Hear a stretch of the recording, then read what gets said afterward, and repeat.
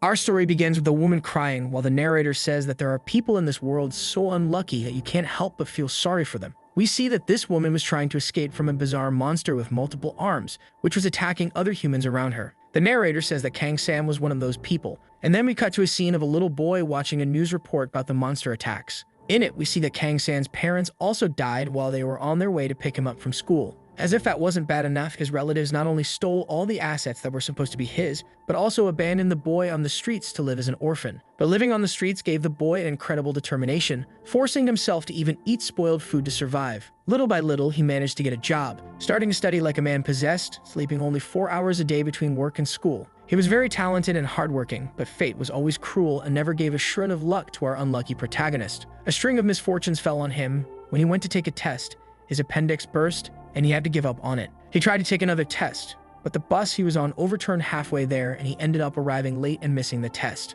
On another random day, he was about to leave the house when a bike fell and somehow jammed his door, trapping him inside and making him miss school. Even though he was doing his best, a bunch of unlucky incidents like these kept happening to him, leading the protagonist to a life full of failures. He was about to give up on becoming a hunter or getting a decent job, but he still had one last hope if everything else went wrong. That hope was the awakening. There are people chosen by the gods who are born with dormant talents, and when they turn 20, those talents awaken. The awakening was half the journey to becoming a hunter, and that's why Kang always trained as much as he could to strengthen his body for the day of his awakening. But it seems even that didn't work out for the poor guy, because on the day of the exam to determine his hunter rank, he received an F rank, the lowest of all. The examiner explained that he had no abilities whatsoever, and that if there's 1% of people with natural talent who make it to the top, the protagonist would be part of the 1% below even the worst. To make things worse, the examiner even let out a little laugh at the situation, and even though he apologized, all of it crushed the protagonist's spirit. After all that, time passed and the story cuts to the present, where the protagonist is now 25 years old. We see a wolf-like creature attacking the protagonist, who tries to defend himself with his shield. His effort to block the attack is so intense that he even ends up breaking his arm in the process.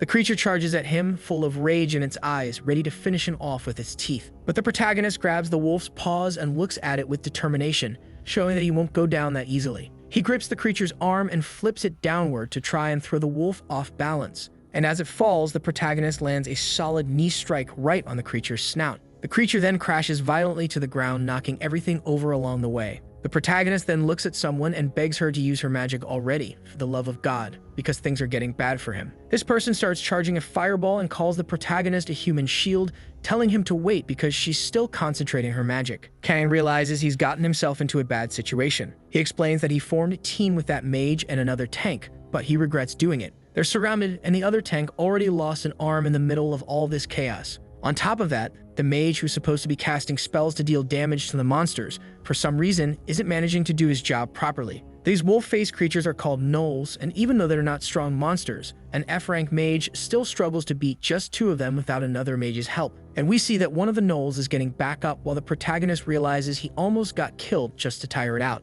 That's when the mage finally stops stalling and finishes charging the spell, telling the protagonist to get out of the way. He aims his fire bow at the enemies and says he's going to finish them off with a single strike. The protagonist and the other hunter feel relieved because he finally finished charging, while the gnolls stare at them with hatred in their eyes. Then the mage finally fires and the arrow flies toward the 2 monsters. But he misses, and the arrow hits the ground before even reaching the enemies, and they just stand there not understanding anything. The protagonist panics and curses at the mage, saying he wasted magic by shooting the arrow at the ground, and that now they're screwed. But their conversation is interrupted when the other hunter drops his sword on the ground. And when the protagonist looks, the guy is on the floor, almost being devoured by one of the gnolls. And now without his sword, he can't do anything but ask the protagonist for help. But he's also busy fighting the other gnoll and tells the warrior to hold on while he's on his way. In the middle of the chaos, he glances to the side and sees that the mage has opened a portal and realizes that he's fleeing and leaving them behind. The mage, with the most shameless face possible, says that he saw all 3 of them were about to die, so at least one of them should survive. And he even mocks the protagonist, calling him a human shield, which makes him furious. The narrator explains that the protagonist was a tanker, usually the role given to people without powers, and that's why they were also called human shields. No one would be surprised if they died at any moment, since they were considered disposable tools by higher-ranking people. Realizing that this is the reality and that the other hunter is about to be devoured by the gnoll attacking him, the protagonist even thinks about fleeing through the portal that's still half open, since dying trying to save someone with no value would be a meaningless end to his life. But before he can cross the portal, he is interrupted by someone who says he was chosen by someone named Asmaun, the god of trials and suffering. He doesn't understand anything and just stands in front of that wall while we see that this person is actually a beautiful woman with white hair. The protagonist gets furious and asks where the portal went, the one that was right there a moment ago. But the woman simply lets out an absurdly loud scream, saying that from now on he will have to undergo a trial to pay for the karma of his past life. Kang doesn't understand anything she's saying and can only cover his ears to protect himself from the woman's explosive scream. He wonders what she meant by past life, and then the woman jumps from the top of the wall and lands in front of him, cracking the ground in the process. The protagonist doesn't even have time to process what just happened when a gnoll appears behind him and pierces him with its claws. The woman then looks at him in that state with a strange smile and asks him to please make the right choice. Then the story cuts to that other hunter who was being attacked by the gnoll. He's still alive but struggling to escape. He wonders where it all went wrong in his life, and we find out that his name is Kim Chunsik. We then see a flashback of this hunter's life. He lived with his parents, but his father was a drunk who beat his wife, and unable to take it anymore, she decided to abandon them both. But it didn't take long for his father to die in a car accident, leaving Kim to live with his grandmother as the only family he had. Before the world was attacked by monsters, Kim was just a normal boy. He lived with his grandmother and helped her however he could when he grew up. He worked like any regular salaried employee without getting involved with the hunters until something happened that became the turning point in his life. His grandmother collapsed due to a rare disease, and the doctors said the treatment would be very expensive for him. With no way to get that absurd amount of money, he realized he needed to find a fortune somehow, even if it meant risking his own life. That's when he decided to become a hunter, but he also failed the hunter exam when he turned 20, so things were looking bad for him. But his grandmother was the only family he had, and he was going to do everything he could to protect her. So with a lot of effort, he eventually managed to become a hunter. But then we cut to the present day where he's being attacked and about to die. In his memories, Kim regrets accepting a mage's proposal to go on that mission, and he already suspected that guy would abandon him at some point. About to lose the struggle of strength against the gnoll, he thinks about how his grandma will be once he's no longer there to help with her treatment. But then out of nowhere, the wolf stops attacking, and we see a sword hit it right near the ear, putting an end to the monster. Kim is in shock and has no idea what just happened or how he's still alive. And to explain that, the story goes back a few moments to when Kang was struck by the wolf's claws. That woman points at him and says that in his past life he was a demon, and explains that's why his current life is surrounded by misfortune. The protagonist doesn't understand anything, not even how he's still alive after taking that blow, but the woman simply places her hand on the wolf's claw, and it disappears like paper. He touches his stomach and realizes the wound from the wolf's attack has already healed, as if it had never happened. Then Kang asks the girl what's going on and if he heard her right. She explains again that he was a demon, and we briefly see an image of someone who seems to be the protagonist in a past life. Kang still doesn't understand anything, but the woman says that whether he believes her or not is up to him. But she warns that if he doesn't resolve the problem with his past karma, he will never have a happy life. But by completing the trials, he can cleanse the sins of his past. Not to mention, he'll earn rewards according to the difficulty of the trial, so he needs to accept this mission because it's the only way he'll ever live a happy life. She then runs toward the protagonist, who's still unsure of what to do, and says it's time for them to begin the first trial. The mission is to escort the hunter Kim Chunsik safely out of the world they're currently in. The protagonist tells her to stop talking nonsense, since the two of them together couldn't even handle the monsters before, so what is he supposed to do now? She interrupts the boy by pulling out a strange glowing blue leaf and says this is his reward for the mission. Back to the moment where Kim was almost dying, we see the protagonist running toward the monsters with a sword in hand. The two gnolls notice him, and one of them already grabs a piece of wood preparing to fight. As they charge toward him, the protagonist uncaps something. A magic spell comes out from inside.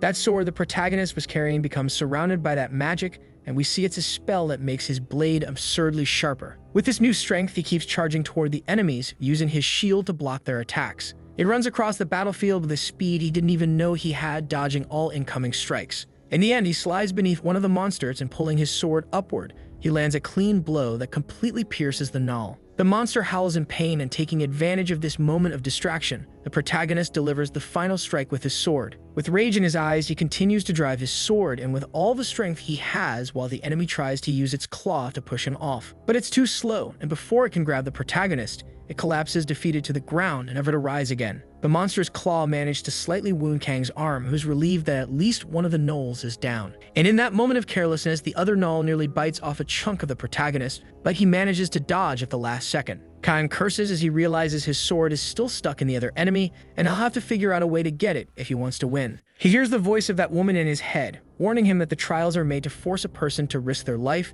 and that he should keep that in mind. He then draws a small dagger and decides to face the beast anyway, leaping at it and telling it to come at him with everything it's got. He defends against the enemy's claw strike, and because of his injured arm, he almost drops the dagger. But he holds on tightly, and with great effort, he manages to strike the null in a vital spot and drives the blade in with all his strength. The monster falls, now lifeless, and the protagonist takes a breath, relieved that he finally succeeded. But then he remembers that Kim is still in danger, and he runs to retrieve his sword, which is still stuck in the null. After grabbing it, he throws it with all of his strength and lands a perfect hit on the enemy holding Kim, finishing it off in a single blow. The protagonist looks at him with a relieved expression, then collapses to the ground, completely exhausted after the fight. But before that, he receives a message in his mind saying that the trial has been completed and he will now receive his reward. The protagonist then ends up fainting and is woken up by someone slapping his face and telling him to get up already. When the scene cuts, we see it's that woman looking impatient with the protagonist and already about to punch him if he didn't wake up. Kang is still dazed, but the girl hands him a piece of paper,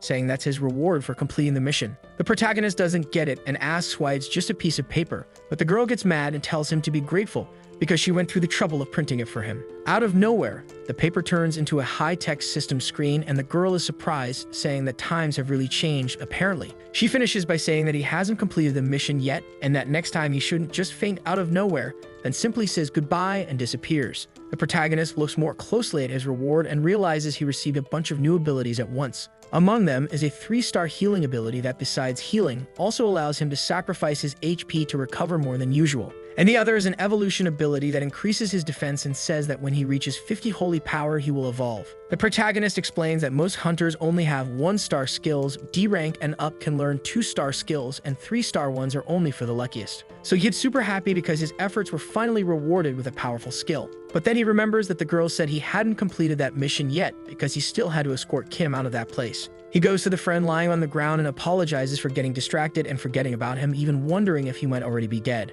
Kang notices that he's very weak and there won't be enough time to take him to a hospital in that condition. The protagonist then remembers his healing abilities and realizes that's exactly why he was given the reward just now. He tells Kim that he's going to be okay, and then begins to use his magic on him. His body was badly injured from the null's attacks, but the protagonist's magic starts healing all of his wounds completely. After that, the scene cuts to the outside at the Hunter Management office. We see that Trader Mage from earlier walking toward a room, complaining about why they suddenly called him there. He walks in cockily, telling them to get it over with because he's in a hurry. But inside the room are several hunters who confront the mage, whose name is Moon Sunman, saying they need to talk about the last mission he went on. But they weren't alone in the room because the protagonist was also there, and when Moon sees him, he's already shocked just knowing the kid survived. The hunters tell Moon to sit down while he tries to escape through the door, so they order him to be restrained instead. The coward tries to run down the hallway, but is taken down by another huntress, who immobilizes him, saying he abandoned a comrade during his last mission. She continues and explains that a squad commander abandoning his comrades in the other world is a serious crime. Moon tries to talk his way out, asking if they have any proof that he really left them there on purpose. But the huntress shows him a screen and says they recorded everything, so he has no way to deny it. Because when his spell failed, he didn't hesitate for a second to flee, and that will be used against him in court. He starts to freak out upon learning he was recorded, and in the next room, the protagonist is just listening to everything. The huntress goes to speak with him and thanks him for his help, saying that this evidence will help solve the case, and adds that it must have been really hard for him to go through all that. According to her, there have been many cases of people killing other hunters in the other world, but having proof of those cases was extremely rare. But the protagonist says that luckily he always records all of his missions, and it's a good thing he did it this time too. The narrator explains that it was very easy for someone to take another person's life in the other world, which is why hunters always chose their partners very carefully. In Moon's case, he completely lost his composure when his attack failed and flowed without even feeling guilty. In the mage's mind, they were just human shields he paid to sacrifice themselves in his place. The huntress comments that after watching the footage, she saw that the protagonist is much stronger than a simple F-rank tanker, and asks why he's working as one. If he joined the army, he'd be given weapons to help fight monsters, but the protagonist says that firearms don't work well against more defensive monsters. And since he's already been through a lot of misfortune in this life, he'd rather not risk it with those weapons, and that's why he wants to grow as a hunter in his own way. After that conversation, the protagonist leaves the office feeling relieved, while wishing that Moon spends the rest of his life behind bars. But on the way, he runs into Kim, who recognizes the protagonist immediately. The man then kneels down and starts thanking him for saving his life earlier. The story then cuts to a few days ago, with Kim waking up in the hospital after being brought there by the protagonist. He begins to remember everything that happened, and that before passing out, he saw Kang fighting the gnolls to save his life. Kim realizes that he shouldn't have survived that and doesn't understand how the protagonist managed to defeat the monsters or why he was saved by him. But he's interrupted by the voice of his grandmother, worried because the boy is all injured. She scolds him, asking why he went on such a dangerous mission for her, and asks if he's gone crazy and wants to die along with her too. Kim tells her to calm down because of her high blood pressure and says that he's fine, but the old lady says he looks like a skeleton with how messed up he is. The man replies that at least he came out alive, but his grandmother says that if she dies it's fine because she's already sick, but that he better not go back on any more missions. Kim starts remembering the good moments he had with his grandmother and thinks about how he wants to live a happy and peaceful life by her side. And that's when his grandmother hugs him while crying and begging him not to throw his life away like that. The story then cuts back to the present, with Kim talking to the protagonist on the street, still bowing in front of him and making a huge scene. Kim thanks the protagonist, who replies that in the other world, you can only count on your teammates, so he had no choice but to save his life. Kang says he was scared too, and that he's not some kind of brave hero like Kim thinks he is. But the man keeps looking at him with admiration, which makes the protagonist uncomfortable, and he tells him to cut it out. The protagonist remembers he can't just tell Kim that he only saved him because of a mission, and he didn't expect they'd ever run into each other again. So he tries to slip away quietly, but Kim asks to at least repay him for the help. But before he can ask what the reward would be, once again the protagonist hears the voice in his head. She says that a new trial has been received and explains to him about Kim's mother's illness, and says the protagonist will have to donate 150 million won to cover the surgery. The protagonist, upon hearing all that, wonders why he should have to help this guy even more. The voice says that the reward for it will be a stat boost and a new 1-star skill. The protagonist checks his bank account and realizes he has the money, but it's everything he managed to save after years of work. He feels really sad about it since that was his entire life's fortune, but remembering the girl saying this would cleanse his karma, he decides to make the donation. She explains that since he accepted to walk this path of trials, if he wants to turn back, he'll lose all the rewards and get even worse karma, to the point where he could end up in a vegetative state for the rest of his life, and just thinking about that makes the protagonist realize he has no choice but to complete the missions. The protagonist says that the reward he'll get might be small, but if he doesn't do it, he'll never be able to take on future trials either. He thinks about how profitable the hunter profession is, and that if he becomes a renowned hunter, he can earn back those 150 million won in no time. Besides, in his current situation as an F-rank hunter, he can't even access the hunter's market, so getting at least one new skill is an advantage.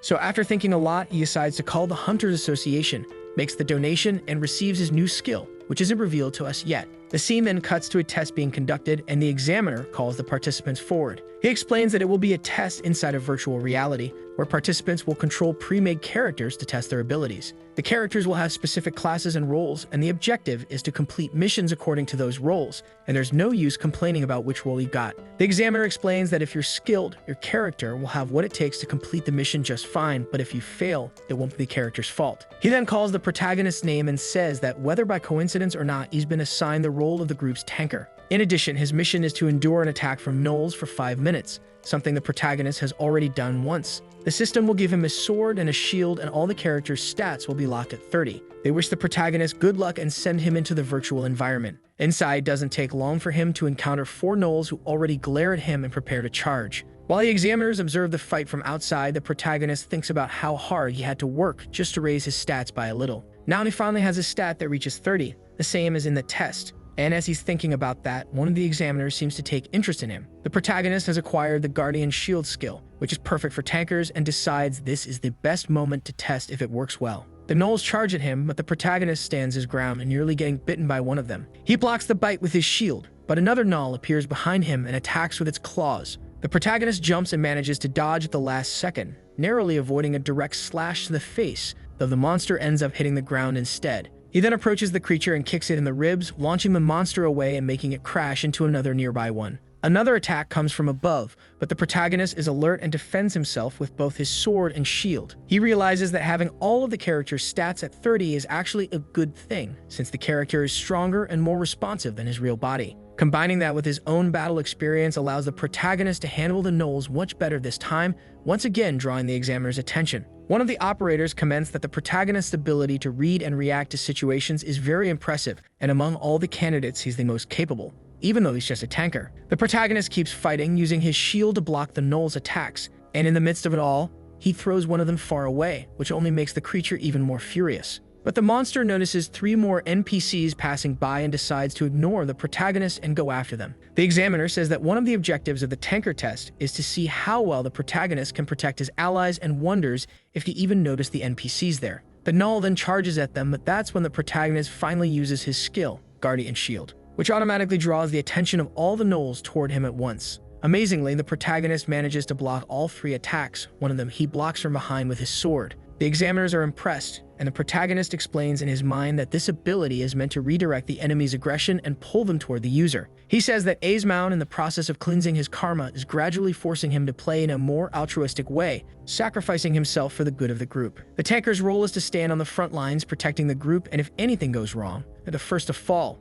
which is why there's such high demand for more tankers. There was a time when people wanted to be tankers because it paid a lot of money, but over time people started avoiding this profession because it was too dangerous. The risk was high, but the reward was equally high, and for the protagonist, this was the perfect profession for him. To him, it was much better than betting everything on a life of bureaucracy and paperwork like other jobs. The tanker lifestyle fit in much better. The protagonist got so lost and thought that, without even realizing it, the test had already ended and the monsters had vanished. His priority now is to get promoted and leave F rank behind, because at this rank he can't even join high-level raids, and besides, he wants to get rid of the bad reputation of being low rank. And that's when he looks up the big screen showing the results, and we see that everyone is shocked at the protagonist's result, an impressive S+ rank, a perfect score. The scene cuts to the Hunters Association, where one of the examiners is failing a bunch of people and calling them all pathetic. He says these people can't even pass a basic test, so what were they thinking applying in the first place? The examiner asks if they don't know their own limits, since the battlefield isn't a playground for them to mess around in. While saying this, he recalls a traumatic event from his past, but he loses focus when he sees a file that grabs his attention. He's surprised by the protagonist's record, saying that he demonstrated the ideal behavior of a tanker, and on top of that, didn't take a single hit during the whole test. Moreover, he protected his allies masterfully after drawing the monsters to himself, and that's the highest level expected in the basic trials. But then the examiner is called over by another staff member, and we find out he's also a team leader. Back to the test, a huntress explains that in the next phase, participants will be divided into teams of 5 people, and 2 of those teams will do a combat trial. They'll be teleported to an E-rank zone, and to pass, they'll need to eliminate all the monsters in that zone, and only those who show good performance will advance. Each participant will be sent to a random zone, and they'll only find out who their teammates are when they get there. The team leaders will also be randomly assigned. She starts announcing the names of the team leaders. Team 1 will be led by a blonde boy named Manhwa. Team 2 will be led by a boy named Joe Hambiel, and no one knows how he ended up in that position since he's already sweating nervously. They decide the 2 leaders will play rock, paper, scissors to decide who gets to choose team members first. Manhwa wins and is called to pick someone for his team. He decides the first member should be a tanker, and Joe Hambiel comments that having a solid front line makes raids much easier, as long as the rest of the team can handle their roles. Min chooses a super muscular guy to be his team's tanker. When it's Joe's turn to pick, he gets even more nervous and realizes there are only 2 members left. He looks at Kang-san and asks if he's really a tanker since he's so skinny, but at least someone who can act as a tanker is better than nothing, so he picks him for the team. The team selection continues for a bit until it finally ends and the teams are complete. The examiner explains that in a real battle, no one will protect them, so they should use the next 30-minute break to prepare for the test and get to know their team. Min's team celebrates that they've got a solid tanker line, and the leader says that if everyone sticks to their positions, everything will go fine, and they start planning their strategy. Meanwhile, in the protagonist's team, things don't seem to be going very well, and the atmosphere is awful. Seeing that the leader was too nervous to speak, the protagonist starts a conversation and asks if they're going to plan a strategy too. Hearing that, Joe awkwardly starts shouting, trying to get the team hyped by asking if anyone already has a strategy in mind. While they talk, that same examiner continues watching the protagonist. He comments on the protagonist's past and the tests he failed, saying he has potential but lacks talent. Then the 30 minutes are up and the examiners announce that the test is about to begin. The scene then cuts to inside the virtual environment, and we see Min's team walking through a grassy field, each wearing the outfits of the classes they were assigned. That's when the tanker in front yells for everyone to dodge, and we see an enemy appear out of nowhere and hit his shield. Min shouts for everyone to form up, saying there's a group of armed orcs ahead of them. The tanker uses his skill called Iron Body, which increases his defense and continues to block the orcs' attacks. Min shows that he's a good leader and orders the healer to buff and heal the tankers when needed, and tells the others to attack the orcs. The archer fires an arrow at one of the orcs, who easily blocks it with his hand. But that was just a distraction, so the swordsman could come in low and strike with his blade. The orc defends and their weapons clash. One of the orcs takes the chance to try and hit the swordsman by surprise with his axe. Realizing this would happen, the tanker uses Guardian Shield, the same skill the protagonist used earlier. That draws the attention of the axe-wielding orc,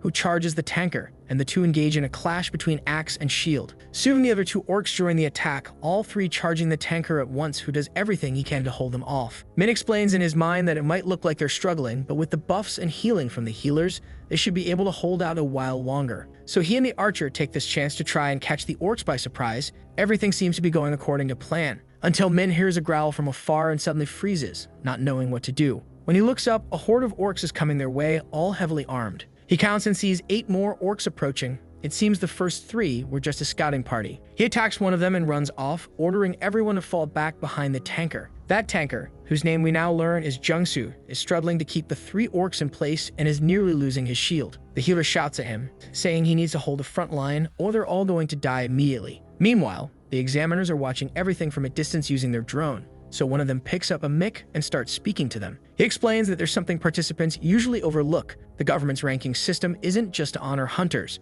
it's also to ensure the skill level of each rank. People trust an E-rank hunter to handle E-rank missions because that's what's expected of them. An F-rank tanker struggling to fight orcs was expected. If he could solo those orcs, by now he'd be testing for a rank higher than E. What he meant is that to pass this test, it's not enough for just one person to be skilled. Everyone has to be competent or they'll all fail together. Min, who's nearly collapsing, says the examiner is right, and if the tanker falls, they'll all fail the test. He orders the healers to give it their all to keep the tanker alive and says that while they do that, he and the attackers will flank the orcs from behind. Min charges forward and hits one of the orcs with his sword, nearly getting struck by the enemy's counterattack. Meanwhile, the tanker takes several hits and is on the verge of losing his shield. The battle continues with the archer landing shots on the orcs to draw their attention and the healers doing their jobs, until, after much effort, they manage to complete the test and exit the virtual environment. The tanker, who's the first to come out, collapses to his knees on the floor, completely unconscious and injured. The other participants are shocked to see him like that, and a nurse appears to provide first aid.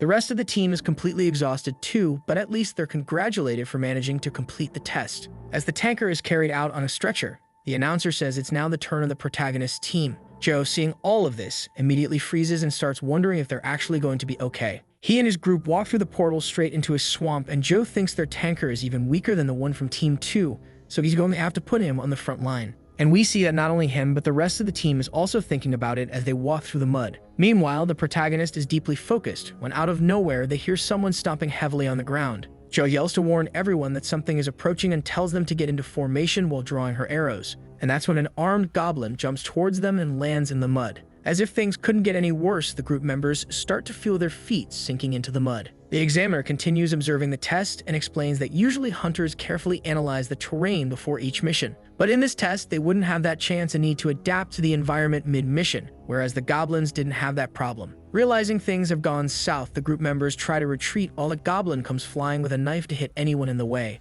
But his knife hits his shield, and we see that Kang-san stepped in front to block the blow. He drives his sword into the goblin, causing it to retreat, now injured. Kang then tells them to calm down so they can respond to the goblin's attacks. One of the goblins draws his bow and aims at the protagonist, who deflects the arrow with his sword, then realizes the goblins are coordinating their attacks. Looking more closely, he notices there's a hobgoblin controlling them from somewhere. But at that moment, it didn't matter because he had the perfect skill for that situation. He then activates his skill called Guardian's Will, which increases defense and HP regeneration based on the number of enemies present. That gives him enough strength to send the goblins flying without even needing to move much. Both the examiner and the other members of the protagonist team are in disbelief at what they're seeing. Joe takes the chance to shout for everyone to attack together, and they don't waste any time. They start defeating the goblins one by one, all inspired by the protagonist's strength, who starts to notice that his skill weakens as the enemies disappear. His defense and regeneration drop the fewer enemies remain on the field, and the protagonist finds this ability quite interesting. But it's not over yet because the protagonist feels a tremor in the ground and immediately tells everyone to fall back. He raises his shield to block the attack, but when he looks, he sees that it was an attack from a high-level orc, and no one understands why it's in a rank E zone. This is a rank D monster, so the group thinks something must have gone wrong with the test.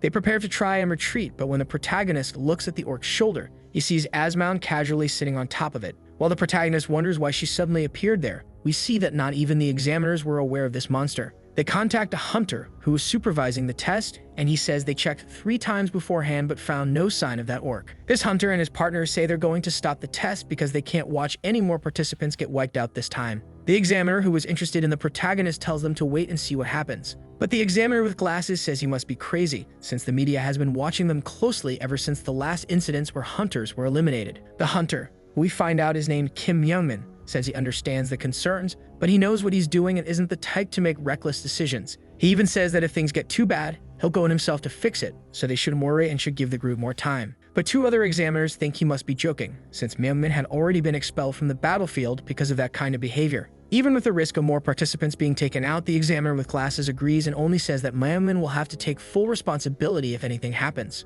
Back to the protagonist, Asmaun, who seems to have just woken up, says this is the protagonist's third trial, and he has to make sure all his team members survive. If anyone is taken out by the orc, life will fall on the protagonist's shoulders, and he realizes her voice is only in his head, and that no one else there can hear or see the girl. She ends the explanation by saying that if one of them dies, all the karma will come back on the protagonist, but since he's already been through something similar, he'll handle it just fine now. Before the protagonist could ask more, Asmaun says goodbye and asks him to do his best, disappearing in the middle of the orc's axe attack. The protagonist nearly takes the hit straight to the face, but manages to dodge at the last second, and the blow hits the mud. It's going to be a tough battle. He complains because he just became a rank E, and now they're already making him fight a monster of that level. He curses Asmaun and says that both she and everyone else want him gone because of the karma from his past life. Even so, giving up is not an option for the protagonist, and he tells everyone to get ready to attack, because he's going to hold off the orc's attacks. He raises his shield while the orc lifts its axe, ready to hit him full force. As the orc steps throw mud everywhere,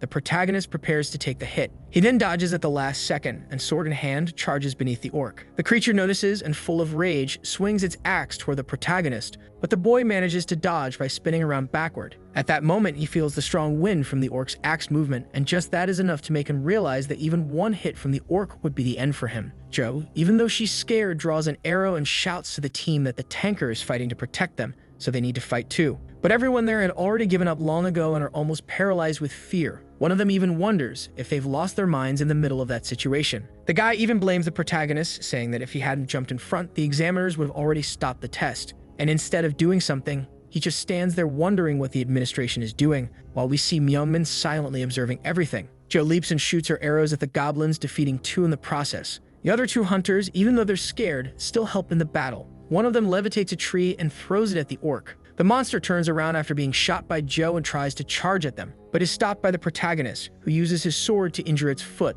Even with them attacking with everything they have, the orc doesn't fall and gets angrier, to the point of entering Berserker mode. The protagonist can't believe that a monster like that can still enter that mode. But when he least expects it, the orc attacks him at an absurd speed. At that moment, we can't see what happened to Kang, while Myeongmin just watches and Jo can only scream the protagonist's name. Then, after all the chaos, we see that the protagonist was launched far away by the orc's blow. He tries to get up, but the orc quickly appears in front of him and lands a punch that the protagonist blocks with his shield. But the orc uses its free hand to hit the protagonist with the handle of the axe, knocking him to the ground. The examiner with glasses says that things have already gone too far and they should intervene immediately, but Myeongmin keeps silently observing. Meanwhile, the protagonist manages to escape from the ogre and slides away, landing a blow to the monster's leg with his sword. But since he's already completely worn out, the protagonist's healing aura skill activates and his HP starts to regenerate. However, even that wasn't enough to heal his exhaustion, and while his teammates ask if he's okay, the protagonist starts wondering if he should just give up. But after thinking it through, he realizes that the key to victory is simply to prevent the orc from passing a certain point.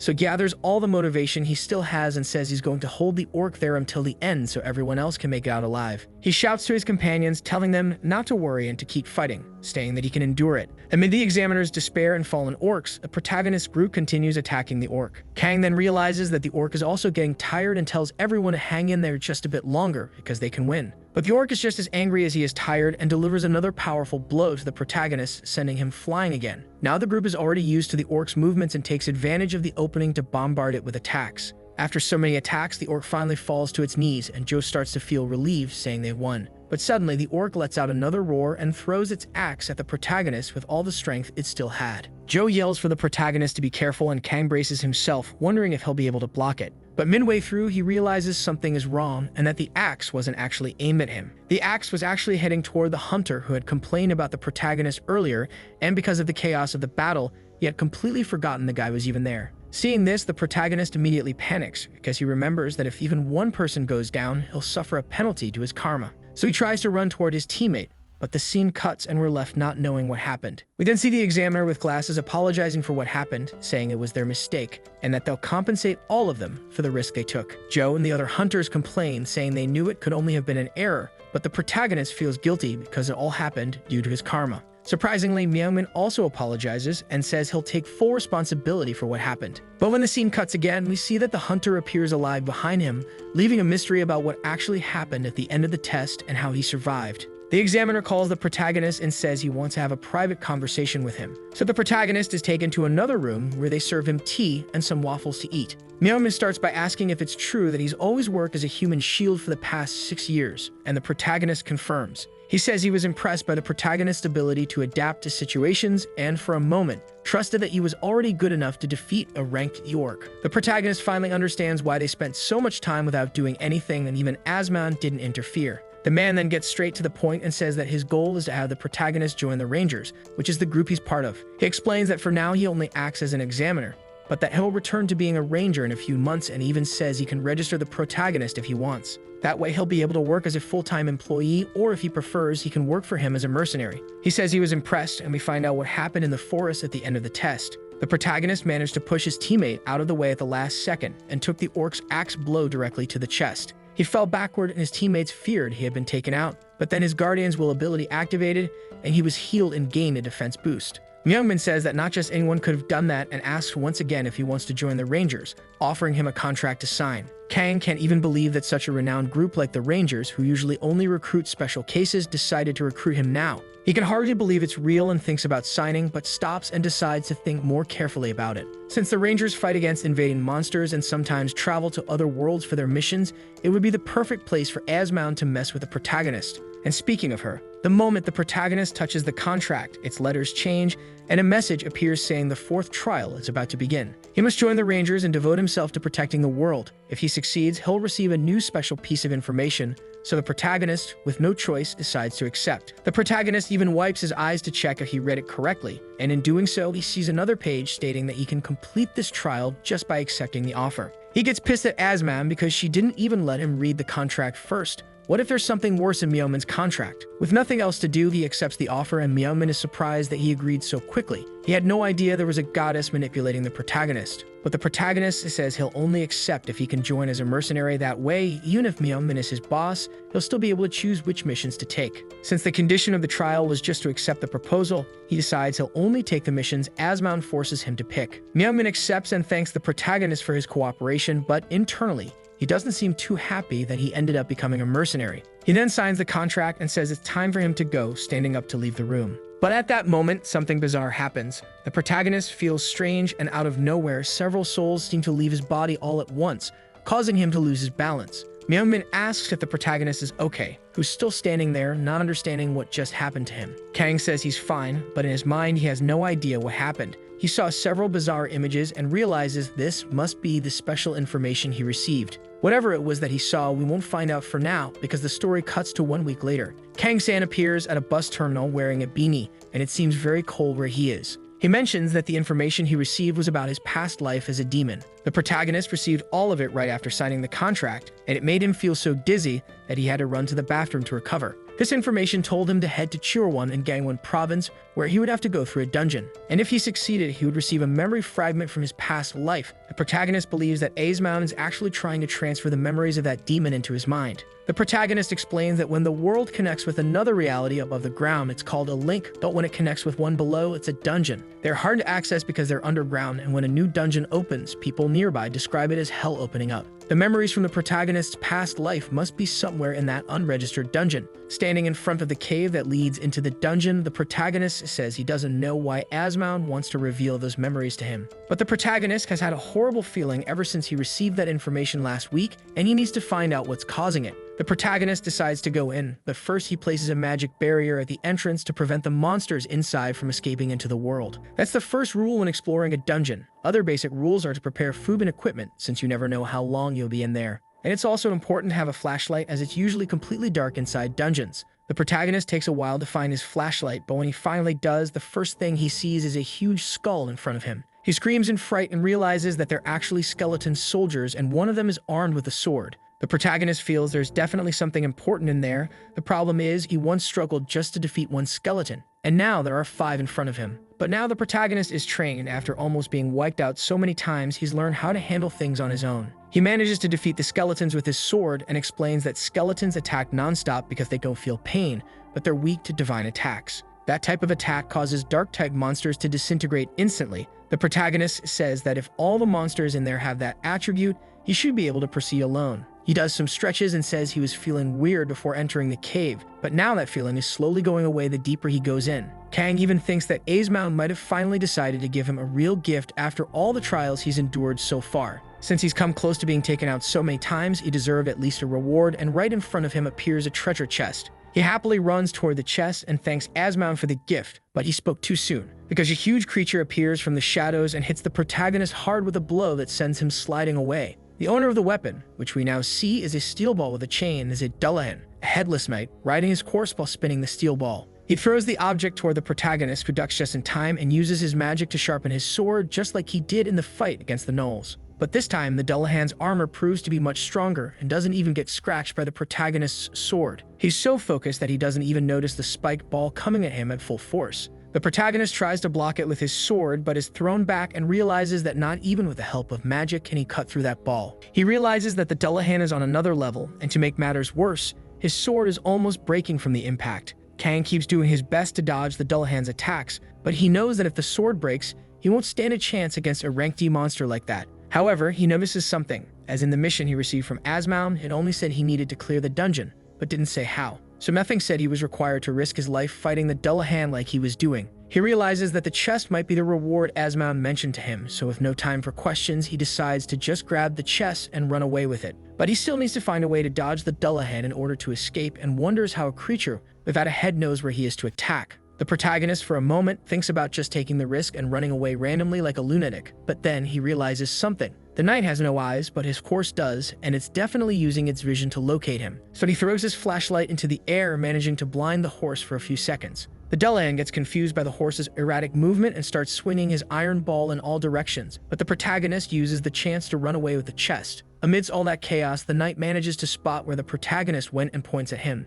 But Kang isn't stupid. He doesn't wait around and takes off sprinting toward the dungeon entrance. Only he had forgotten about the barrier he himself placed there, and explains that the barrier doesn't just block monsters, it also traps humans inside and takes time to deactivate. But by a stroke of luck, for the first time in the protagonist's life, the barrier disappears instantly, and he manages to get out of the cave in one piece. The cave then collapses, sealing the entrance, and the protagonist realizes that now he won't need to use the barrier to seal the place anymore. After all that ordeal, the protagonist finally has time to open the chest, and inside it, there's a skill, and strangely, a bottle of water. The protagonist decides to drink the vial that contained the skill, and it upgrades his Guardian Shield ability, increasing both his healing and defense. He doesn't know whether to feel happy or sad about it, since only his tank skills keep getting stronger. After that, he decides to open the water bottle, while thinking about how he used to think this whole past life talk was nonsense, but everything Asmount said so far has come true. The protagonist says he doesn't care about divine interference, but if recovering his memories will help him achieve the life he wants,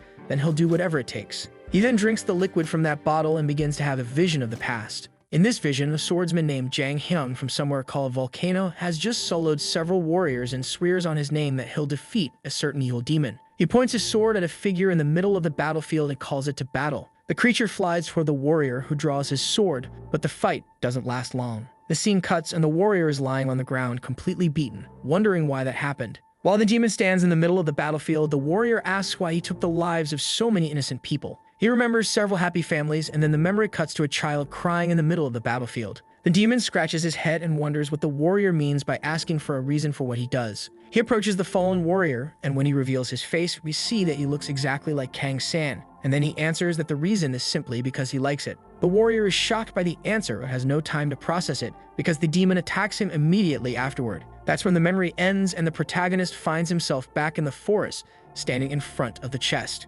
Despite the traumatic vision, at least the protagonist realizes he gained two new abilities to use. The first is the demon's IQ. In addition to a permanent attack boost, it also increases his attack every time the protagonist takes someone down, and if he does it 100 times, the skill levels up. The second is the demonic sword first form. It unleashes a devastating slash that increases the protagonist's attack and also inflicts negative status on the enemy. While thinking about his new skills, the protagonist starts having bad memories from his current life, starting from when he lost his parents and his relatives fought over the inheritance. Even the time when his bus flipped over, leaving several people injured. The protagonist then realizes that all those bad things only happened because of him and the horrible things he did in his past life, from the loss of his parents to all the people who suffered accidents just for being near him. Amid all that sadness, the protagonist gets a call from someone named Jung Min-hyuk, who seems to know him and asks if he wants to help with a little job. The scene cuts and the protagonist goes to meet Min-hyuk at a diner. He says it's been a while since they've seen each other and that he heard the protagonist was promoted.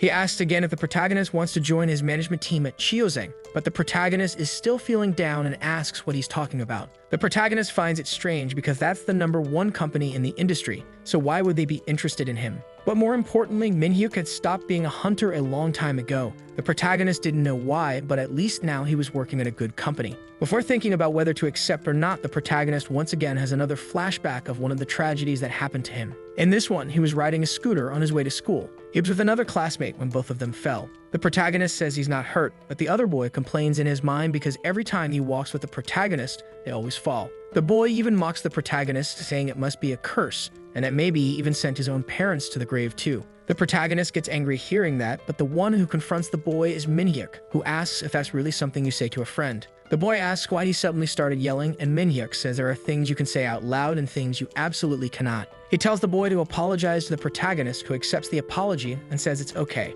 Min-hyuk then hops on his scooter and continues on his way, telling the protagonist to follow him, while the security guard guides the students. Then the scene cuts back to the present. Min-hyuk says the protagonist is now going to start taking high-level raids since he moved up to rank E, and having a company support him would help a lot, since they can choose the best teammates for him and help with his growth as a hunter. The protagonist still can't forget his memories as a demon and wonders if he'd really be okay continuing as a hunter. He tells Min-hyuk that he only came to the diner today just to see his friend's face again after so long. The protagonist was going to ask him something, but he gets interrupted when Min-hyuk says the protagonist probably didn't get promoted because of his skills, and says that if he became rank E, it was probably thanks to some examiner who felt sorry for him. After all, even a failed hunter can go far with help from someone like that. He keeps talking to the protagonist, trying to convince him to join the company, but suddenly the protagonist feels something strange. He has another vision from the past when he was still a demon and starts feeling sick, just like before. Min-hyuk gets worried and asks if he's okay, saying that if he's pushing himself too hard,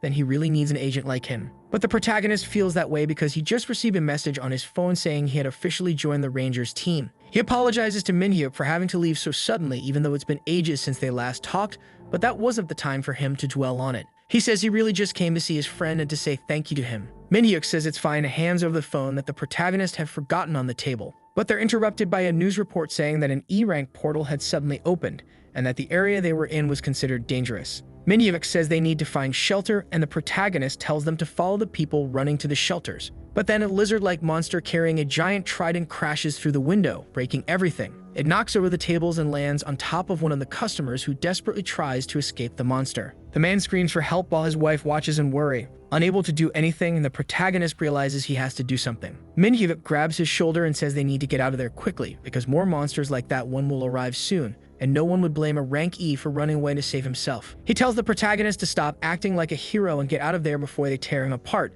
but the protagonist once again remembers his past. Kang sees that the monster already has another human impaled on its trident and is about to do the same to the man on the ground. The protagonist knows he can't let this continue. He keeps getting flashes of the people he annihilated in his past life. He finally makes up his mind and activates his demonic sword skill, charging at the enemy and hitting it with a direct slash. The monster is sent flying, and the old man reunites with his wife, while Min-hyuk stands there, stunned by the protagonist's ability. Kang says that now he's different from who he was in his past life, and tells everyone to flee before more enemies arrive. As Min-hyuk looks at the protagonist in complete shock, the boy says he'll prove to everyone just how much he's changed. The scene then cuts to some time after the attack. Police have arrived and are helping the civilians who survived the lizard men's attack. Min-hyuk is on the phone with someone, and the person asks if he managed to recruit the protagonist or not. He says no, and that it was a difficult recruitment, which makes the person on the other end quite irritated. The person says he can't do anything right, and that regardless of whether Kang is rank F or E, Min-hyuk should have used the company's reputation to convince him. Min-hyuk tries to apologize, but the person is already fed up and just hangs up the call in his face.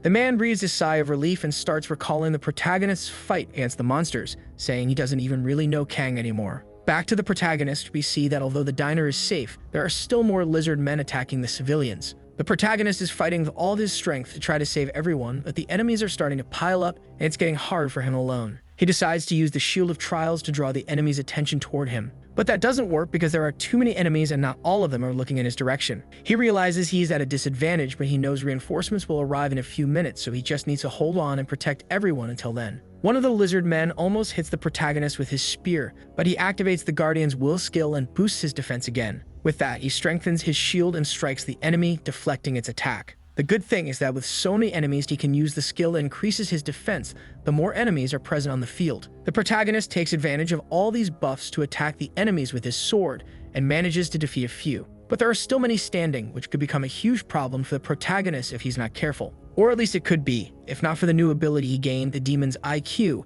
which increases his attack every time he defeats an enemy. The protagonist gets distracted for a moment while looking at his sword, but a civilian scream snaps him back to reality. The army finally arrives and the soldiers start shooting at the lizard men, not stopping until they're ordered to. The platoon leader commands the soldiers to split up and search every corner of the buildings for survivors. We then see several soldiers helping the injured civilians and eliminating any creatures that show up in their path. But when one of them searches the rubble of the building, he finds the protagonist completely wrecked on the ground, holding only his blood-stained sword. The soldier recognizes the protagonist and takes him to his superior, where they watch a recording of the fight that happened in the building moments earlier. The protagonist is shown soloing all the lizard men, slicing through them one by one with hatred in his eyes. Seeing this, the commanding officer asks if he's a ranger, but they don't know and simply say that the protagonist just appeared out of nowhere and started tearing through the monsters. They assume he's just a hunter playing the hero, but fortunately, no lives were lost because of it. The commander orders them to identify the protagonist and place him under arrest, because it doesn't matter if his intentions were good.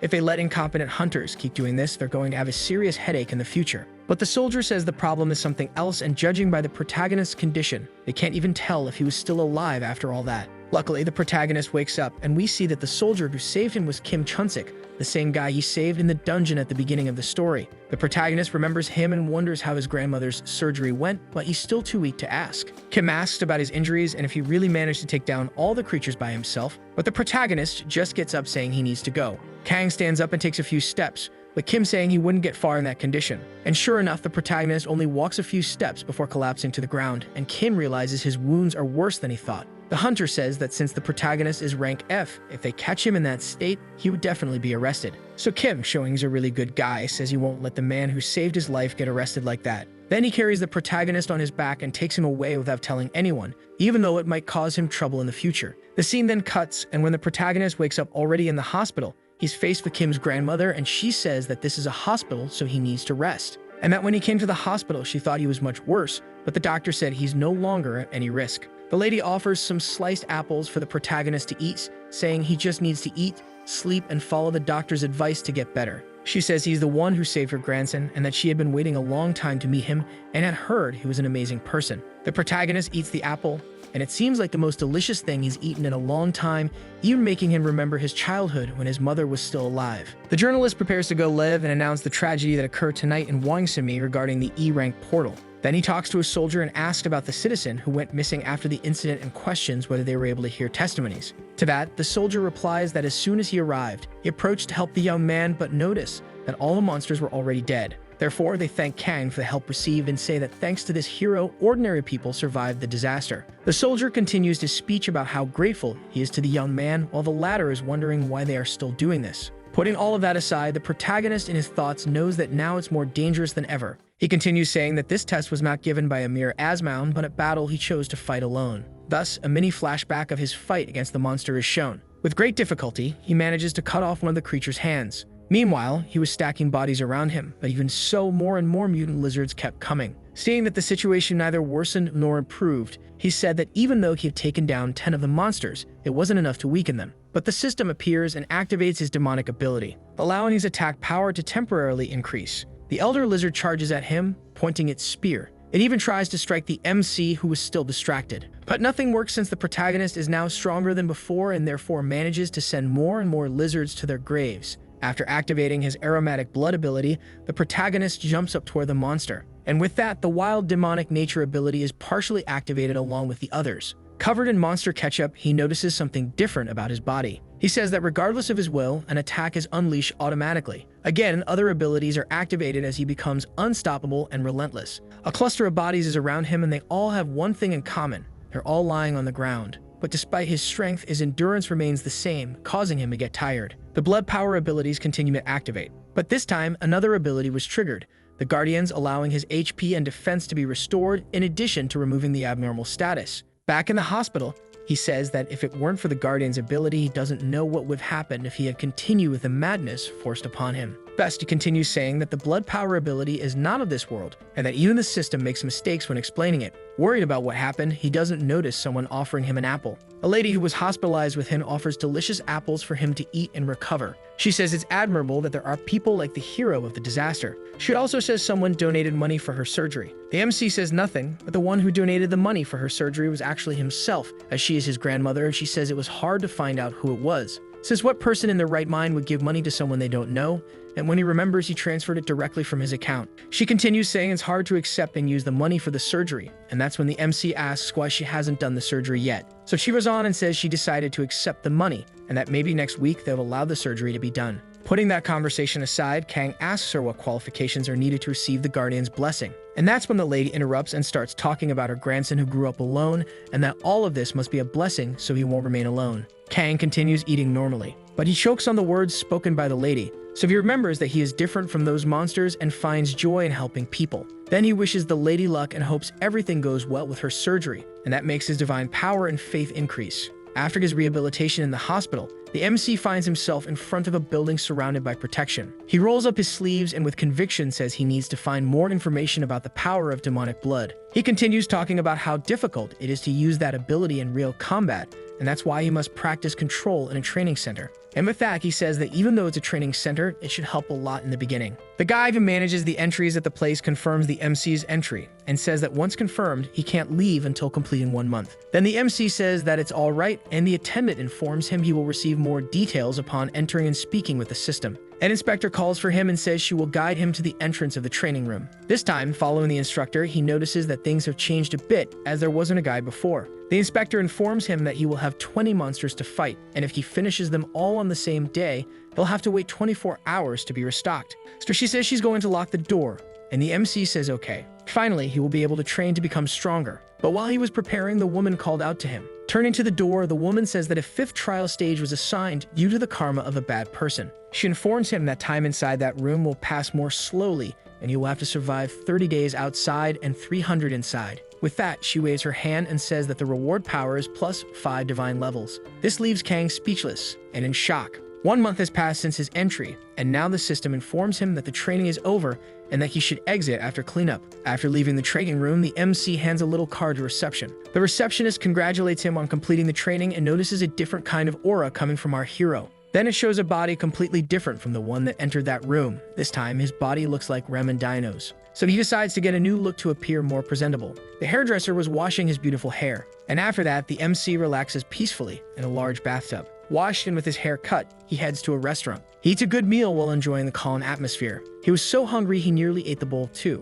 So he leaves the place enjoying a delicious ice cream. He finally arrives home and opens the door, but he quickly runs to the bathroom, meaning to relieve himself. He slams the door and locks it, leaving his bag outside. Relieved after taking a huge dump, the MC collapses on the floor from exhaustion. Hours pass with him lying down, and the system appears congratulating him for having passed the 5th trial. A new day, a new opportunity, and this time we are in Sangdong-gu. Goblins heavily armed with clubs appear, destroying the surroundings. Some are already in the sights, ready to be taken down. With the targets confirmed, the command is given to flush those monsters. It is carried out, but it's not very effective since the goblins are resilient. Thirsty for blood, the goblin goes on destroying everything in the area. A soldier empties his clip at the monster, but still the beast keeps running toward the soldiers. He tries to use a car door as a shield to dodge the bullets, but that's not enough, and he ends up getting hit. Then the guy is relieved for having managed to take down a first-class goblin. Everyone withdraws from the area and gets inside the military truck. The guy talks on the phone with someone else, asking them to be careful out there. Then the brown-haired one asks if the guy was talking to his younger brother, and Chun-Sik replies that yes, he was.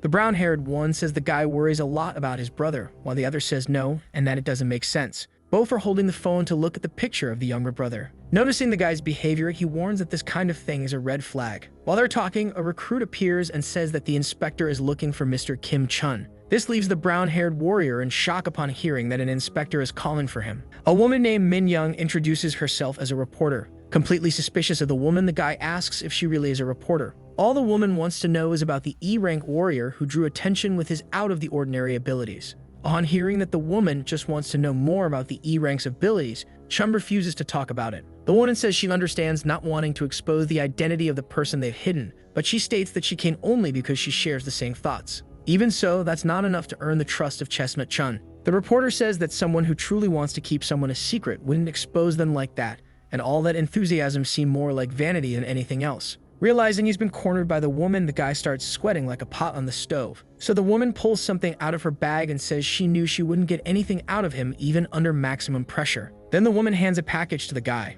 Out of nowhere, the truck driver calls for him, making him quickly take the package without questioning the contents. The woman, in turn, seems pleased to have done her job. Back at the dorm, he holds the package while drying his hair. The content inside the envelope is nothing more than a small gift from the reporter, who wanted to express her gratitude. Sitting down, he starts to open the envelope to see what's inside. Inside were papers showing bank transfers in the name of Kang San. Chun is sitting on the bench recovering from his wounds when it's explained that all this happened after being saved by Kang. He realizes that things can't stay the way they are, so he takes action. The first thing he does is offer coffee to the hospital nurses. Both thank him since they were very sleepy due to the long shift. With that, he takes the opportunity to ask about the unpaid hospital bills. And that's when he's interrupted because someone was actually looking for him to discuss that. This leaves him in shock and he starts begging them not to evict his grandmother, and the nurse says the bills have already been paid and he doesn't need to worry. In his desperation, he doesn't notice what the woman said. The woman repeats again that an anonymous donor gave money for him and his grandmother. Her words finally sink in and he starts crying with happiness. This time, he cries over the papers from the transfer made by Kang, and he truly feels happy for all of it. Despite being happy, he regrets not being able to thank his benefactor. So he wipes the tears from his eyes and says once again how happy he is. With that, he reaches into his pocket trying to pull something out. His goal now is to call the reporter and talk to her about the person. A few seconds later, the woman's phone starts buzzing with notifications. And that makes her happy because she knows who's calling, but she gets the sad news that she won't be able to learn who the person is. However, this makes her grow impatient with the answers she's been getting. Impatient and curious. That's the state the poor reporter finds herself in as she can't get any information. The tanker of Wang Simi won't escape my hands, says the reporter, thirsty for information. Immediately, the protagonist feels a chill from the tips of his toes to his head. This time, the MC gathers with a group to enter the black portal once again. The hero Johan thanks Kang San for joining the group but warns about the risks of proceeding with such dense fog. Another E-rank hero, also known as Jung Chan, wonders what the exploration team is doing not to have warned about the fog. The D-rank hunter chooses not to say anything since he also doesn't know what's going on. But the MC complains about the fog showing up right when he arrives and questions if this could be a karma thing. He then says this is a problem they unfortunately can't solve. He continues explaining that due to the fog, visibility will be low, but they can still distinguish things within about 10 meters. With that, another guy asks if what the MC is saying means they should just wait blindly. However, Kang pulls out a jar with ants from his bag which can help them better navigate. Some time passes and the area around is completely destroyed due to intense battles. Jung keeps wondering what kind of idiot brings ants to a raid and says he's never heard of such a strategy. While the MC spreads the sticky liquid, Chan doubts if he should blindly follow him. Jung Chan complains that visibility is still bad, and that's when, out of nowhere, the alarm bell starts ringing. This makes Kang go on guard and double his attention. At the same time, a huge creature begins to emerge from the shadows. With the monsters approaching, the MC warns of their arrival and gets into battle position. The three guys use the rocks as cover to protect themselves from the attacks. Meanwhile, the healer trembles all over just from hearing the monster's footsteps. One of the mutant ants approaches the rock smeared with honey. That honey drives them into a frenzy, and they start making deafening noises. The protagonist begins attacking them one by one while his defense ability increases by 5%. He drives his sword into the ant's body and manages to take it down like Vasco. While he was focused on attacking a single ant, the others took advantage to attack together. But this treacherous attack isn't enough to defeat Kang, who manages to protect himself. However, an ant rises from the ashes and breaks the rock, causing him to be attacked without even being able to retaliate. Without mercy, the ant starts landing blows on a very sensitive spot on his head. But the MC manages to break free and delivers a strike that slices it in half. The archer fires one of his arrows. His arrows are precise and he manages a double kill on the spot. But since nothing can ever go perfectly, one of the arrows almost ends up hitting the protagonist. And that opens an opportunity for a mutant to get closer to them. At least that's what they thought, but it was split in two. The redhead raises his axe, dirty with monster remains, while sighing in relief. This makes the guy impressed with the skills of the two, even if they don't seem to care about uncoordinated attacks. However, the same can't be said for the healer. In a moment of relief and rest, a thunderous sound echoes through the area, startling everyone. This also surprises the MC just as the system begins to further enhance his abilities. More and more ants start to appear. The sounds are so loud that they can't tell where they're coming from. The healer, terrified, can't believe what he's hearing. Ants quicken their steps toward the group. One of them manages to attack the healer, who uses his staff to protect himself, but the redhead noticed in time. The attack is imminent, and all that awaits the healer is overwhelming pain. Jung Chan can't understand why the guy is being so stupid. Everyone was worried about what might happen, except the MC, who managed to arrive in time and save the healer. However, the ant still manages to bite something. What it was biting, in fact, was Kang's arm. The ant bites down harder, but the protagonist reinforces his arms so nothing bad happens. With that, the system activates his Iron Body ability, making him even more resistant. No second chances for the ant, Kang defeats it with a single blow. A clean, sharp cut was all it took. Commanding respect on the battlefield, he waits for more strong opponents. This time, the system notifies that all monster attention will now be focused on him. More and more ants are being defeated. The archer sighs and can't believe what he's seeing. This makes his group start questioning how strong he really is and ask if he's truly an E-rank hunter. For some reason, the pointy-eared archer blushes a little when looking at the MC. Then he asks Kang what he did to get so strong in such a short time. That question triggers flashbacks of everything he went through in the training center, all the pain he felt. Obviously, he can't say what he did or what he went through, so he simply answers that he just worked hard. To dodge any further questions, he changes the subject and says he should tell the group that everything that happened was his fault. The redhead with the little axe says that with Kang there, there's no reason to worry about unpredictable things that might happen. Kang, in turn, thanks him for such consideration, and Jung says he's never had a tank that good on his team. But Jung, although satisfied with the results of the battle, doesn't agree with one thing. He looks back and criticizes the healer, saying he didn't do anything and questions why he's in the group. Those words make Kang reflect and agree with Jung's statement. He continues by saying that while the redhead handled the ants from behind the archer and he took care of the ones up front. However, that doesn't apply to the mage healer, who just hid behind the rocks. So he asks the guy why he joined the group, and to avoid the group falling apart, the archer tries to calm things down. With that, he also asks to explain on the healer's behalf. While the archer explains the guy's entry, something begins to happen around him. Right beneath his feet, the ground begins to tremble. The tremor is strong, causing cracks and making them fall into a cavern. At the same time, the system notifies that karma and difficulty have increased. Everyone in the group is alive but injured in some places. Then the MC warns that they are in danger for the simple reason that they've fallen into an anthill. The system then notifies that his defense and health will increase according to the number of enemies. Knowing you're screwed, Jung panics and warns that the warrior ant will arrive soon. The D-rank mutant, standing at 170 centimeters tall, slowly approaches them. In his thoughts, the protagonist starts realizing just how screwed they are for being in a C-rank area. At the same time, the useless healer starts to feel sick from fear and pain. Kang walks over and asks what's happening with Wubin. The green-haired archer of the group turns and gets ready to explain. He says that Wubin has had trauma with monsters since childhood. Jung, knowing they're in even deeper trouble now, starts to get pissed at the whole situation. He shouts, asking why someone like that was brought on such an important mission, and questions the archer's sanity. They're all shocked by Jung Chan's words because they know that's not right. Little Axe Chan shouts again, saying that falling into an anthill wasn't bad enough, and now they have to deal with a useless mage too. While the guys argue about what's right or wrong, the system notifies Kang of a 35% increase in his abilities. Frustrated and thinking he's going to die, Jung tells Wubin and Hambiel to take responsibility. The MC notices the panic setting in the group and tries to calm Little Axe so things don't get even worse. The protagonist knows that if they panic, their abilities won't be used effectively. He tries to calm him down by explaining that he understands why Jung is in despair since he's never faced high-level raids before. That's why he tells Jung to focus on fighting and asks him to trust the MC. He then asks them to look around and notice that no matter how many ants come, there's only one place for them to pass through. So the MC asks if he can handle just covering their rear, and Jung says he'll try to do that. Then he tells Hambiel to take care of the smaller tunnels as soon as the little mage calms down. Kang and his group prepare for battle against the mutant ants. In his thoughts, he says there are 35 ants waiting to be taken down, but to him, it's nothing more than training to be overcome. However, his only fear is that all the ants are higher-ranked soldiers. An ant charges at the protagonist while the Guardian's protection activates. He's facing a fair amount of difficulty since for now he's fighting them alone. They are fast and strong, so he knows he needs to stop some before they exit the tunnel. With no time for weakness, the MC resumes attacking the ants. He uses one of his sword abilities to push a monster back. He reactivates his demonic blood ability, but this time in its second form. The ant doesn't let him rest or think and ends up charging straight at the MC. While he delivers and takes hits, Kang knows it's not enough since his defense increased but not his attack power. He manages to defeat one ant and stomps on its head to finish it off and make sure it's gone for good. But the ants don't stop coming.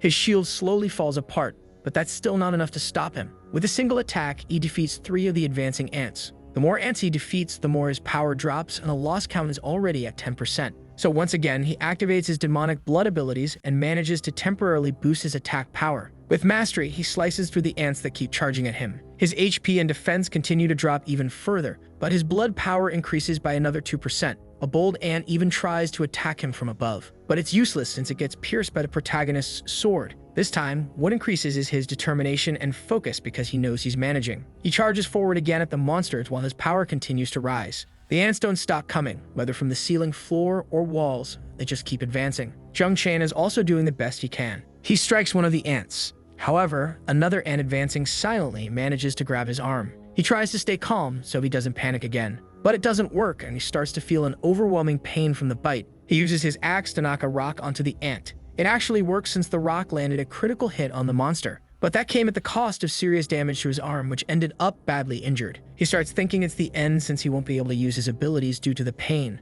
But then someone appears behind him and starts using magical abilities. Little by little, the guy's arm returns to what it was before. The person using healing power was the MC, who asks if Jung is trying to die or something. Little Axe-chan is shocked to see that Kang is the one healing him, and he asks him to stop and use his healing abilities on himself first. The MC thanks him for the concern but says that Jung also needs help. They fight side by side, ready to die if necessary. While Kang was preparing to heal himself, he is surprised by the ants. However, the MC manages to defend himself in time to avoid greater damage. Even though they manage to defeat many ants, the feeling is that it never ends, so they need to manage their stamina. Because of that, Kang wonders how many more ants are left after that hole. Poor Wubin still can't help his team due to his trauma with monsters. But he knows he can't keep going like this and wonders why this is only happening to him. It all makes him sad since the other guys are giving their all to fight the monsters. Calling out to Wubin, Hanbiel asks him to pull himself together while Wubin refuses to accept the reality. This makes not only Kang and Jung angry, but also the archer, who doesn't like seeing his friend in that state. So he grabs the healer mage by the neck and starts shaking him. He slaps the guy and asks if he's seeing what's happening. He says they're risking their lives just to protect him right now. He tells him that if he wants to die, he should die alone and not take innocent people with him because of his trauma.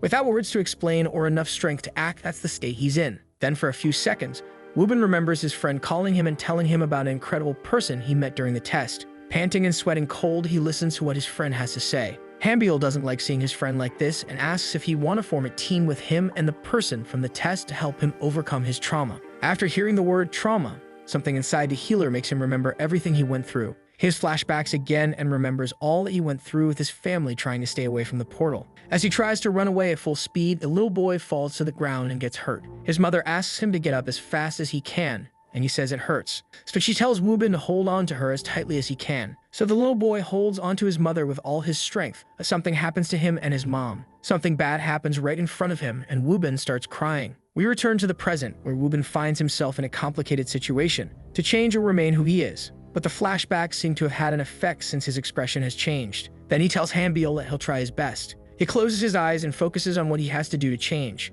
and says he doesn't want to see anyone die because of him. Mana particles begin emanating from his conjuring staff. Due to the high mana concentration, the atmosphere of the place also changes. While Kang fights, the system notifies that something is going wrong. The system keeps repeating about an unknown error. Meanwhile, the mage begins focusing at an absurd level. The archer does his best to protect his companion. He opens his eyes and sees all his friends doing the best they can. Kang is cornered by the ant but doesn't give up. Finally, Wubin is going to awaken and become the beast out of its cage. His magic is so strong that the entire place is consumed by burning flames. He summoned a salamander strong enough to destroy the entire area. An infernal heat settles inside the cave. Advancing toward the enemies of its summoner, the salamander doesn't stop for even a moment. More fire continues to be unleashed and spread by the salamander. Little Axe-chan is frightened by what he's seeing. However, the salamander advances in his direction, making him scared. But he's not hit. Only the tunnel the ants were coming from is. Our MC is also impressed by the little mage's abilities. He then turns around as he realizes what trauma can do to a person. Finally, things have changed for the mage who was once treated as a burden to the group. While Wubin focuses on burning the entire place, he gets called. The protagonist asks him to collapse the hole the ants are coming from and says that's the only way. Despite Wubin's monstrous power, it's still not enough to stop the ants from advancing. So he is ready to do what our hero asked. But the ants are determined too and won't stop advancing.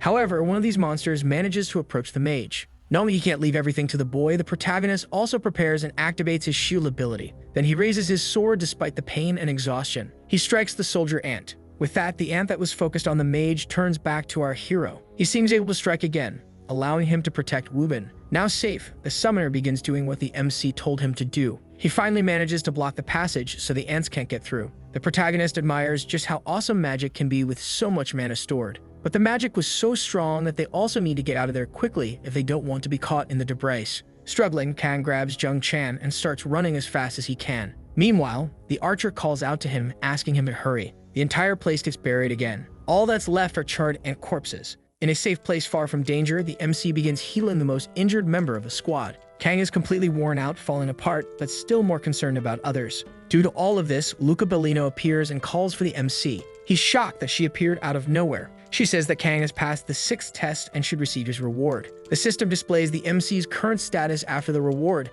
and he knows how hard it is to increase even a single attribute. But the rewards aren't over yet. However, the protagonist has a question for the girl and asks why the tests are dragging other people into them with him. She replies that there are some tests he won't be able to complete with just his own strength, and that Wubin was essential for this one. She explains that the variables are completely random and complex, just like the Mage's entrance into the group. She goes on to say that he misunderstood if he thought that doing the test solo would be easier, and that in the end, it's all just his karma. She ends the explanation by saying all he needs to do is shut up and focus on passing whatever trials may come. Making a hand gesture, she asks if he understood, while Kang stands in the background with a serious expression. She then says that if he understood everything, he should return to reality right away. The group, seeing that our hero has gotten up, is happy and asks if he's okay. Still not quite understanding what happened, Kang asks if he passed out again. He asks why they're still there, and the archer answers that they simply can't go back, since the cave is 10 meters deep and they can't climb it because of its formation. After explaining why they can't leave, the guys say the best option was to wait for him to wake up and see if he had something like a trampoline.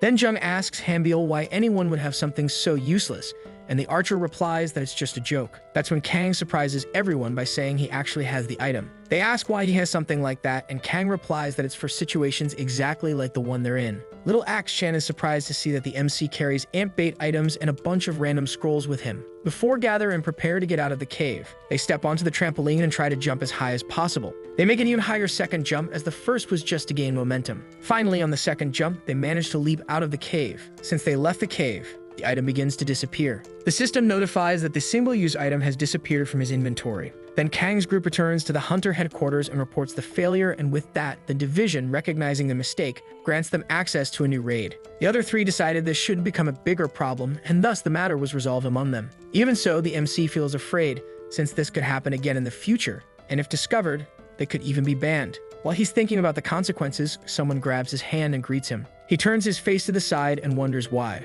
Wubin, holding Kang's hand, asks if they can do the next raid together, and that he'll work even harder so that he's not a burden in another raid again. Wubin's words make our hero happy. He replies that they are a group and shouldn't worry. With that, the other 2 start wondering about the word "we are," and it's explained that Kang uses strange words when things get cringy. Jung Chan remembers that Kang mentioned he hasn't signed with any management yet. After the conversation at the Hunter HQ, the guys say their goodbyes. As Jung walks away from the group, he starts calling someone on his phone. Then the Chinseng administration building is shown in the background. Someone is heard speaking in the background saying yes and that they understood. The lady next to the older woman asks what kind of call would make her sigh like that. She responds that she was speaking with Little Axe-chan and that they're supposedly supposed to hire an E-rank hunter. Surprised, the other woman asks what he's thinking to say something like that, and the first woman also tries to understand. With Kang's recommendation, the woman begins researching and discovers that not long ago he was nothing more than an F rank. She then remembers that Jung told her not to judge based on data, but rather on ability, and explains that the MC is the best hunter he's ever seen.